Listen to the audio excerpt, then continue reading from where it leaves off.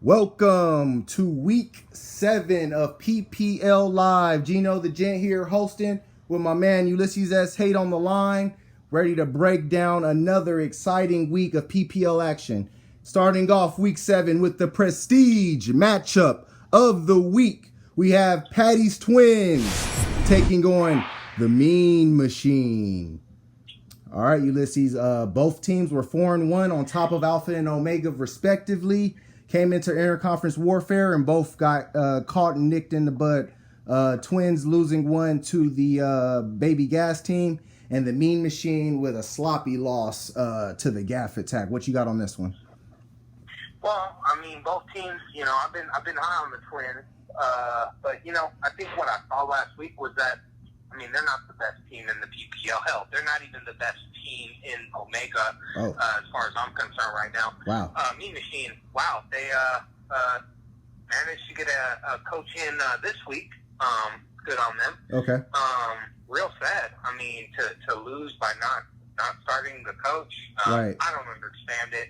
I just look at this game and I don't know. I'm not sure if I think that these two teams may have peaked early. Okay. I think that Aaron Rodgers and Green Bay, they're just not the same look under this offense that they were under McCarthy. Mm-hmm. I'm not expecting the same numbers, and I think Aaron Rodgers, I don't know if he's going to be put up the kind of numbers that the Twins are used to.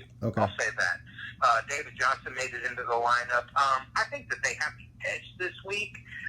But I don't know. Dallas is so hit or miss, and Mean Machine going Carson Wentz, Miles Sanders. That can be a boom or bust kind of situation. Right. But I think that the Twins just have those X factor players. Keenan Allen is balling out, and I think nobody can stop the Niners. So right. I'm gonna go Twins in a squeaker. I'm gonna say they get this one 118-116. Okay. I'm about to go the other way on this one. I look at what happened with the Mean Machine last week, and it was just a matter of poor timing. It looks like they had the coach that would have got them to win, didn't get him into the lineup, and, they took that L. Moving on to this week, though. I don't see what timing has to do with that, though. It was a 9:59 pickup, man. We lock at 10. But anyway, moving on to this week, Carson Wentz, I like him against Dallas. I think that's going to be a shootout. Dallas has one of the lineups, and Philly's lineups, they tend to just play high-scoring games since the two quarterbacks have been there. So I expect to see that again. Miles Sanders, I like that play because he's getting involved in the passing game. They need that ridiculously, man. It's got to happen. I like the Devin Singletary play because I think they're going to be ahead for Buffalo, and I think they're going to run the football a lot. And then Michael Thomas, he's matchup-proof, man. Anybody you put out there is going to get did. So you can trot out whoever they got in Chicago. Michael Thomas is going to still score. Whether they win or not is another situation altogether. McLaren could get loose. He can get sneaky and get some points. And then I like Matt Breida just based on the fact that the Niners will probably be ahead. They're going to run the ball, and they got explosive running backs. Both guys can just break. So looking at Patty's Twins, I think what we saw last week is probably a sign of things to come. The Keenan Allen slowed down. Austin Eckler really slowed down. And, they're dealing with some things that are going to be real tough for them to deal with. Robert Woods, I don't know. I think that Atlanta's a good matchup, but I'm still not convinced. I got the Mean Machine winning this one 119 to 110. Moving on to our next matchup in the PPL, we have Appease the Gods taking on Only for the Boss. All right, Ulysses, what you think about this one? Both teams coming off losses. The Boss played close. Appease the Gods was game against the Argo, but both teams went down. What you got here? I think that this is the week Appease the God gets right. They've shown. QB play. They've got the. Outside of Patrick Mahomes, they got the two best QBs in the league. So I think he don't go anywhere. I look at the lineup, and I think Appease the God, top to bottom, is competitive. It's not better than Only for the Boss. Boss has some key buys this week that are going to impact them. And I think that Denver defense showed that they were capable. They did. It was the Tennessee Titans, but they were capable. Right. So we'll see. I think that could be. If they they go off against Denver, I mean, it could spell doom for a piece of God. But, right. I mean, I think that Denver, they see Kansas City more often than other teams. So Familiar I think they'll opponent. have a better game. Yeah, they'll have a game plan. I think a piece of God again finally gets right. I'm going to give them 127. I think only for the boss. Gets pretty close. I'm going to say 121 behind a good effort from KC. But I think a piece of God finally cracks the win column here. I got to go with exactly with what you're saying. I agree with the analysis, spot on, man. When I'm looking at ATG, I'm seeing a team that just is running into, I mean, I think what, three out of 4 weeks or something, they've had no doubt left on them. I mean, that's a matter of bad luck. I mean, more than anything, when you're running into a team that's going to put up, more than 150, because that's simply what it takes to leave no doubt. But I look at their lineup. They've got a lineup of guys that you would want. I mean, Russell Wilson and Chris Carson. I like that combination for ATG going forward, regardless of opponent. I mean, they're going to get it from somewhere. The Seahawks always find a way to score, and Russell Wilson's one of the best. I mean, he's having an MVP season. And then you got to look at Chris Carson. It's really, I mean, Chris Carson's really having a breakout year early on. I like the Allen Robinson play because I think that they're going to be able to pass against New Orleans. And I think that if Trubisky comes back, which it sounds like he may, I think Robinson's in for a big game. Julian Edelman on Monday night to close it out. ATG just looks much stronger. I mean, on the Boss's side, Stephon Diggs went nuts. I think he had 45 points for the Boss. If he had Tyreek Hill in his lineup, he gets that win. Typically, that's a no-brainer for him. I was a little surprised that he didn't go with Tyreek. That cost him a win last week. And I don't know if he's able to keep up. Now, what I will say for the Boss is that if Latavius Murray gets to start, because of I'm hearing that Alvin Kamara might not play, if Latavius Murray gets to start, he gets a lot of opportunities, but he's going up against a tough Bears front. So it's just going to be tough sledding for the Boss. I got ATG getting right, getting his first win of the season, 124 to 100. I think the Boss may have a hard time cracking 100 this week. Moving on to our next matchup in the PPL, we have the United Players, the Destroyers, taking on Squad Underestimated. All right, both teams, man, these were two traditional doormats back in the day in the PPL, and Alpha and Omega respectively. Now these teams have risen to prominence and are to be feared and respected in the PPL. Squad Underestimated behind Saquon Barkley and Christian McCaffrey, and of course the United Players with Tom Brady, Cooper Kupp, and our boy Chris Godwin. What you got here, man? I mean, Gardner Minshew. I mean, what are you doing, Squad?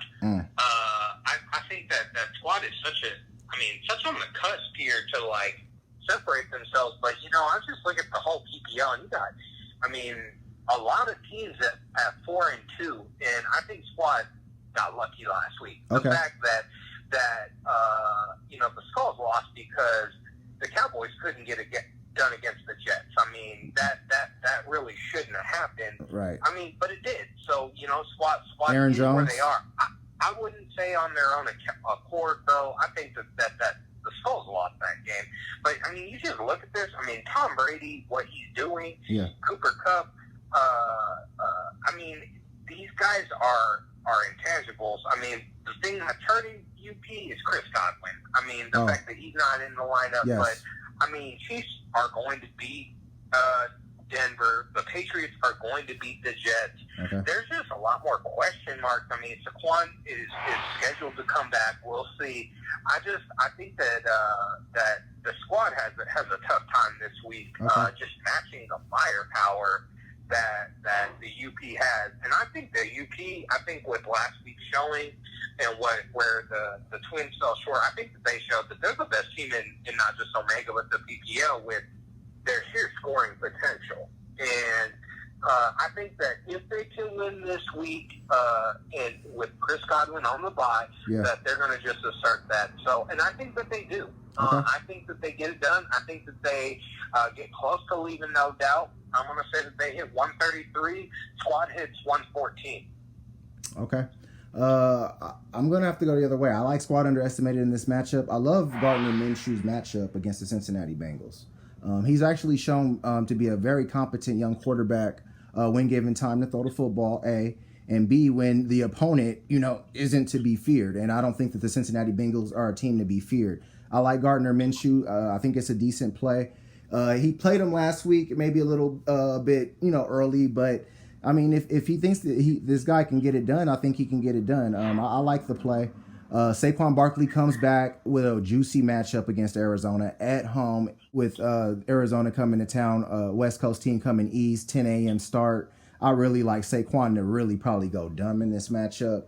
I like Phillip Lindsay. The Kansas City Chiefs can't stop. I mean, they can't stop a runny nose. And they're not going to stop Phillip Lindsay tomorrow. I like Phillip Lindsay. Tyler Lockett. I love Tyler Lockett the rest of the season because I love Russell Wilson the rest of the season. And that's still his number one guy. The problem here would be Josh Gordon, but I don't think that they're going to go there. And Adam Thielen, man, he's coming back to life for squad. The options here are vast. When I look at the United players, I love Derrick Henry's matchup against the Chargers at home, but they couldn't muster a touchdown last week against Denver. So, I mean, they're going with another quarterback, so who knows what that offense is going to look like next week. Tom Brady at New York on Monday night. I didn't think Tom was all that impressive against the Giants on Thursday night. And, he had 2 quarterback sneak TDs to save his day last time, but I think that I'm seeing a little bit of, I don't know. It was a windy night in Foxborough, but that was a home game, and I didn't like Tom's performance. I think the New York Jets defense may be able to put a little pressure on Tom, and that may not be as big a win for Brady, and that may impact squad a little bit, but not much. Now the Patriots D is really what keeps the United play as a team that you got to respect. I mean, these guys are scoring defensive touchdowns left and right. I think they had 2 against the Giants. When I'm looking over the New England defense, they're by far the number one defense. I mean, they've had 12, 33, 15, 28, 18, and 27. I mean, they're giving you more than a wide receiver does. So, I mean, that's what's really making the United players damn near unbeatable at certain points. And I like the matchup with Mark Andrews. I actually got squad underestimated winning this matchup, 124 to 120. I think it'll be very close, but I think squad will be able to match them point for point. Moving on to our next matchup in the PPL, we have the Gaff Attack taking on the Argonauts. All right, man.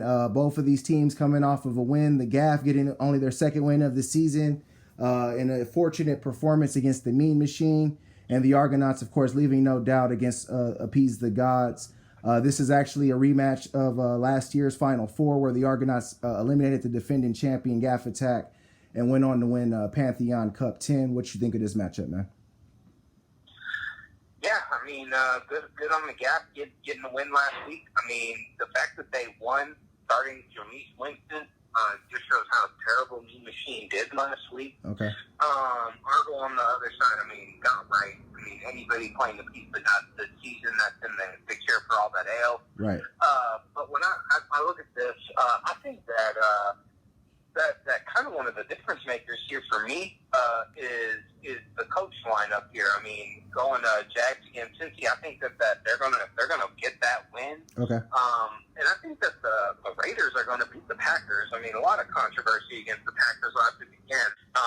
And so I think that this is gonna be a high scoring matchup on both sides. But I think Josh Jacobs factors big in that Oakland win.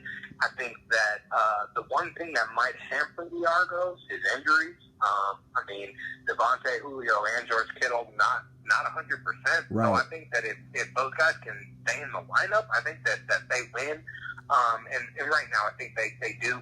I'm going to say 144, leave no doubt performance by the Argos 2 weeks in a row. And the Gas, they get close. I'm going to say they get 136. Close game, but I think the Argos leave no doubt. Okay. I agree with you. I don't know about the high a scoring as you got it, but I do agree that the outcome will probably be an Argonaut victory. When I look at this matchup, the Gaff is going all out for this one. I'm looking at the Josh Allen pickup. He's really chasing those points there. I do like the matchup, but he's going away from 2 guys he drafted have both been dropped. So he's really guessing right now at that quarterback position. But Josh Allen could be a good play. I love the Leonard Fournette play. I think that Leonard Fournette could have one of the biggest weeks of the season because this guy can run for 200 yards. I really like Jacksonville in this matchup. I mean, obviously that will help the Argo coach, but I think that Fournette's going to have a big game. I'm looking at Marlon Mack. That's another guy that, I mean, it really depends on game flow with him. If the Colts find a way to get ahead against Houston, which could bode well for the Gaff in this matchup, because then DeAndre's going to have to catch a lot of passes, and Marlon Mack will be able to try to run the clock out, and that'll be able to help the Gaff facilitate points on both ends. So I like their chances of doing that. But then, of course, I mean, if the Texans get out in front, Marlon Mack could become a non-factor. They're really going Rams heavy against Atlanta. While I like that for Todd and Brandon Cooks, I don't know if I like that so much for the Rams defense.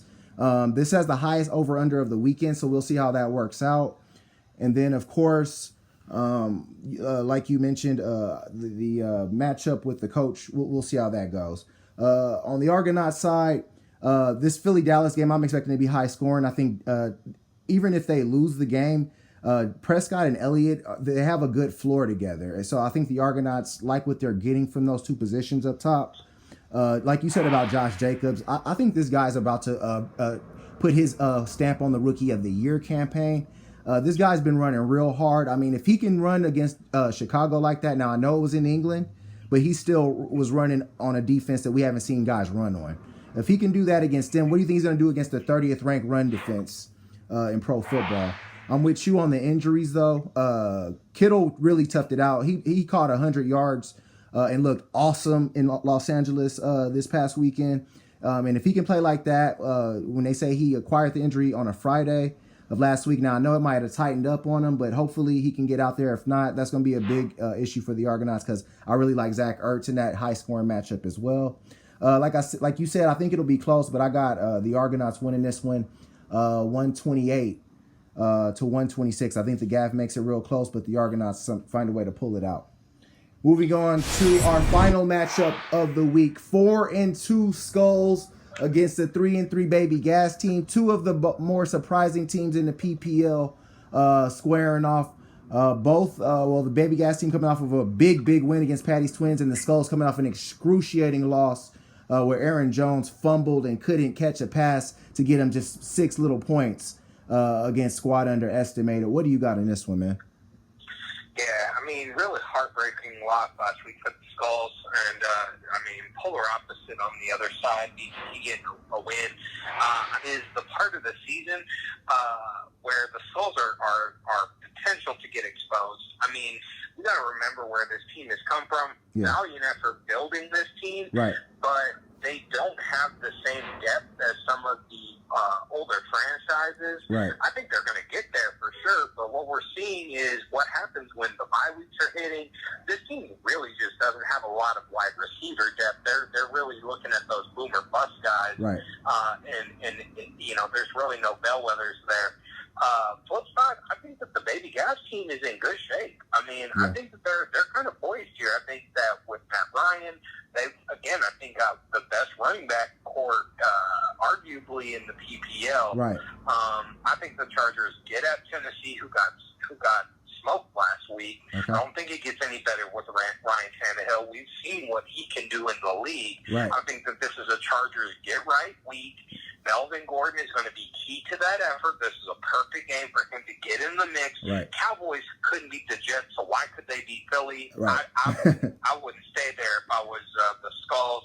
But we'll see. I mean, Deshaun Watson has that potential. Again, I think that just the depth concerns here, there just aren't other guys that he can go with. And so I think that the BGT gets another one. And the Skulls may start to get into a little bit of trouble territory here.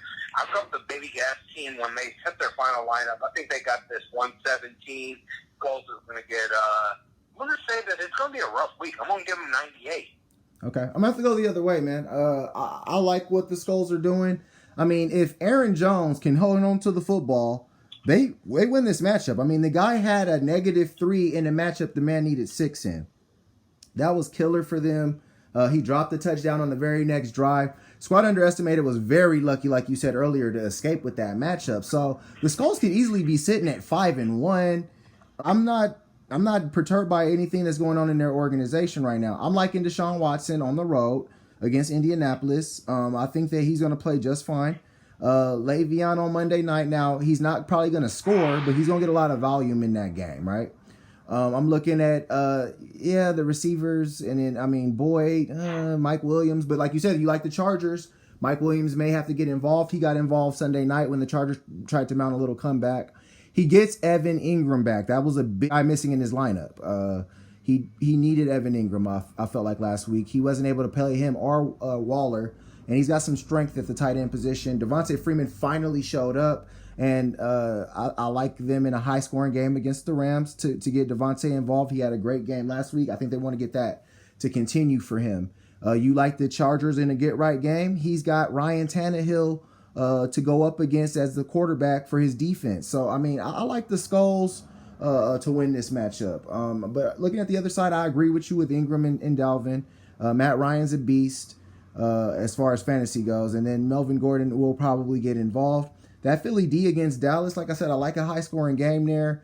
And, he will get the residuals on that coach for the Chargers. That Dallas game is a big one. But I'm not going to overemphasize coach here. I got the Skulls winning this matchup. I'm going to say 118 to the Baby Gasses 110. All right, PPLers, thanks for another great week of PPL Live. Geno the Gent and Ulysses S. Hate signing off.